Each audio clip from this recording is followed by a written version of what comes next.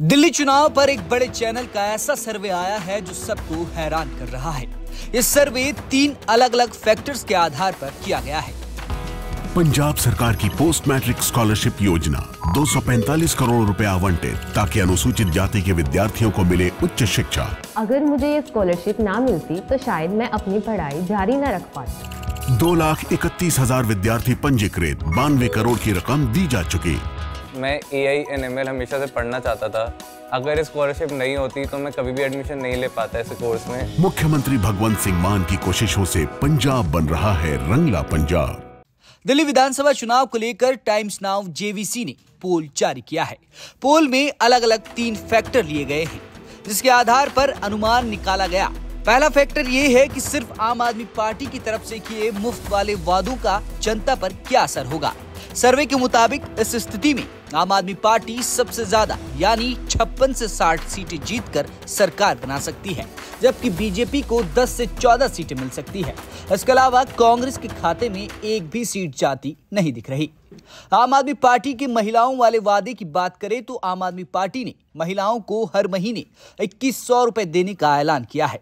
ऐसी स्थिति में सर्वे के मुताबिक आम आदमी पार्टी को 55% महिलाओं के वोट मिल सकते हैं, जबकि बीजेपी को 39% और कांग्रेस को 5% वोट मिलने का अनुमान है।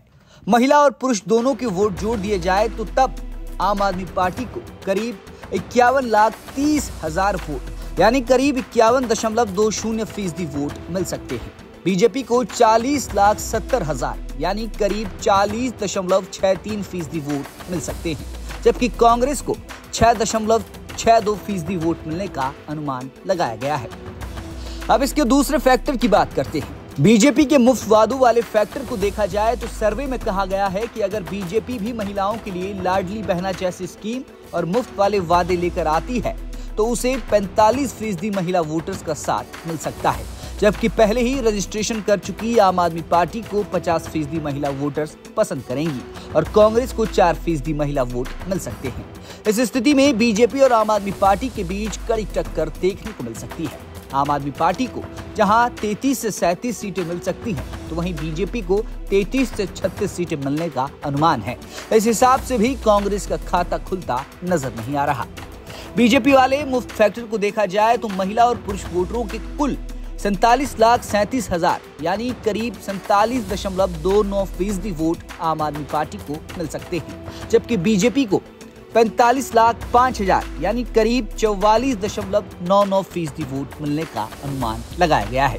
इसके अलावा कांग्रेस के खाते में 6.16% वोट जा सकता है। इस सर्वे में तीसरा फैक्टर ये है कि अगर कांग्रेस अपनी मुफ्त वाली योजनाओं को प्रचारित करती है तो क्या होगा।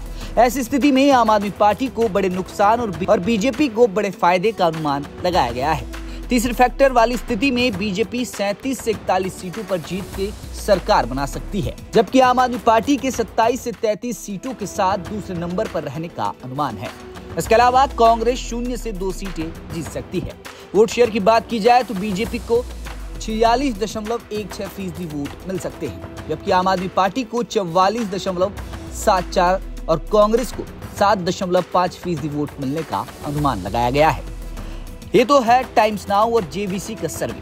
इसके अलावा दिल्ली चुनाव पर हमारे स्पेशल शो साप्ताहिक सभा में सी वोटर के फाउंडर यशवंत देशमुख ने अपना क्या अनुमान बताया है, वो भी आप देख लीजिए। तो यशवंत, जो आपका 6 जनवरी का ट्रैकर है, जो सबसे ताज़ा ट्रैकर है, वो ये कहता है कि कितने लोग केजरीवाल या आम आदमी पार्टी की सरकार दोबारा चाहते हैं और कितने लोग नहीं चाहते हैं। तो इसका अगर हम ब्रेकअप देखते हैं तो 46% लोग चाहते हैं कि केजरीवाल दोबारा से जीत कर ना आए, दोबारा उनकी सरकार नहीं आए। लेकिन उसके उलट अगर आप इनका जोड़ दें कि जो नाराज़ है लेकिन फिर भी चाहते हैं कि केजरीवाल जीत जाए और जो चाहते हैं कि वो नाराज़ नहीं है और वो जीत के आए, तो वो करीब 49 से 50% पे चला जाता है। तो ये 3 से 3.5% का गैप है कि जो लोग चाहते हैं कि दोबारा आम आदमी पार्टी की सरकार बने, उनकी संख्या ज़्यादा है, 3 से 3.5% अधिक है, बजाय इसके कि उनको हटाया जाए। तो इस डेटा को हम कैसे समझें कि क्या ये चुनाव क्लोज हो गया है या केजरीवाल को एक बड़ा एडवांटेज है? देखिए, केजरीवाल जी को फिलहाल तो ट्रैकर में एक एडवांटेज दिख रहा है मिलिंद। उसका कारण ये कि ये सवाल बाय द वे ट्रैकर में, जैसा कि दर्शक जानते हैं, हम 365 दिन सारे राज्यों में ये सारे सवाल पूछते रहते हैं, इसलिए इसमें ऐसा नहीं है कि कोई हमने चुनाव के मद्देनजर अभी एकदम ये नया सवाल कुछ डाला है। और इसको पूछने का कारण हमेशा से ये रहा है कि लोग कई बार नाराज होते हैं लेकिन कहते हैं हम फिर भी बदलना नहीं चाहते।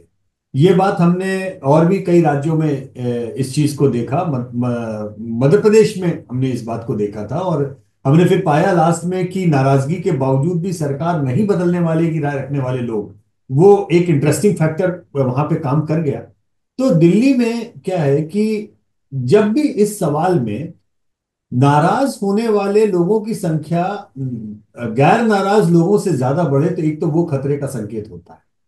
दूसरा एक बात ये ध्यान देनी पड़ती है मिलिंद कि बाइपोलर कंटेस्ट है या मल्टीपोलर या ट्रायंगुलर कंटेस्ट है। क्योंकि जो कह रहा है कि जो भी व्यक्ति कह रहा है कि हम सरकार नहीं बदलना चाहते, तो वो तो स्वाभाविक सी बात है कि उसमें कोई वोटों का बंटवारा नहीं है, वो जो सरकार में है उसको वोट देना चाहेगा।